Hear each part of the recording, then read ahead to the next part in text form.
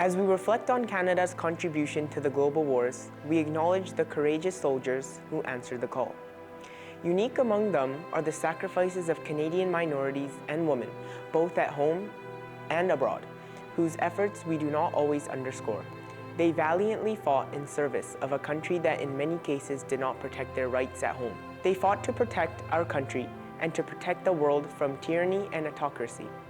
Indigenous soldiers volunteered by the thousands despite being excluded from the draft and denied the right to vote. Their skills and resilience were legendary, from Sniper Francis Pegamagabo, the most effective sniper in World War I, to the countless others who fought on the front lines. The contributions of Indigenous soldiers were vital.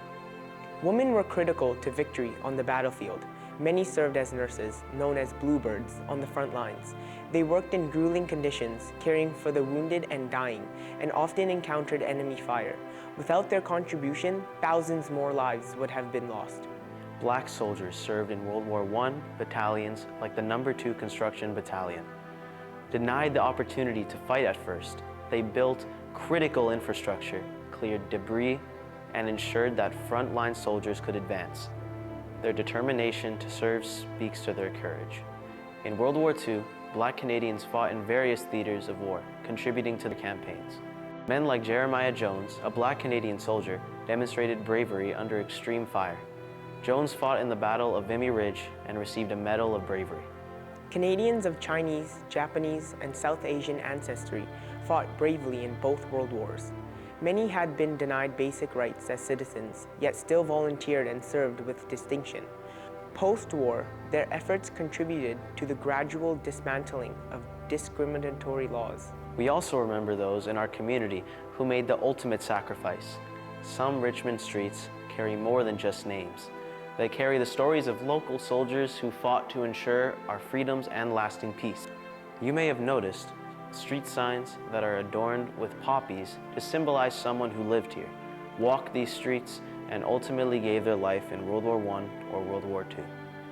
These poppies serve as a reminder that the wars we study in history books were not fought by strangers, but by people from our communities, men and women like Ian Thompson Myron, whose name graces Myron Court.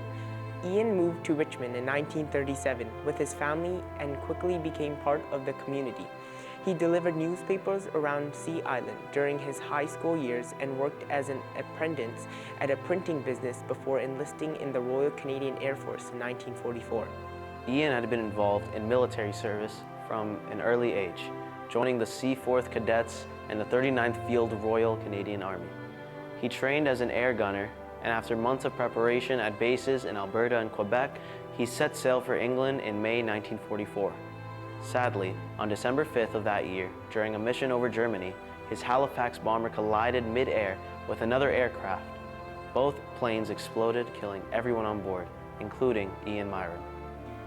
These street names remind us that the people who lived, laughed, and grew up in Richmond left everything behind to fight for a better world. Their sacrifices are stitched into the fabric of our community, and we carry their memory with us. Our contribution to global peace did not end with the wars. Since World War II, Canada has built a reputation as a moral leader on the world stage.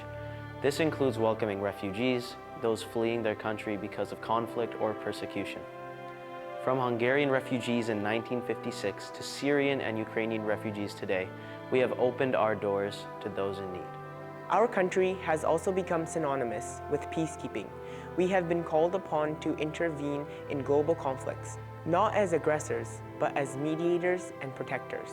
So today, as we remember those who gave up everything to ensure our peace and security, we challenge you to consider how you can positively contribute to this ongoing legacy and Canadian tradition. As Canadians, we have a tradition of stepping up when the world needs us, whether through humanitarian efforts, peacekeeping missions, or standing up for human rights. This is a legacy we must continue, one that demands integrity, compassion, and a commitment to doing what is right. We welcome you to do so by remembering and paying tribute to the fallen and committing to support democratic values, social justice, and human rights at home and abroad.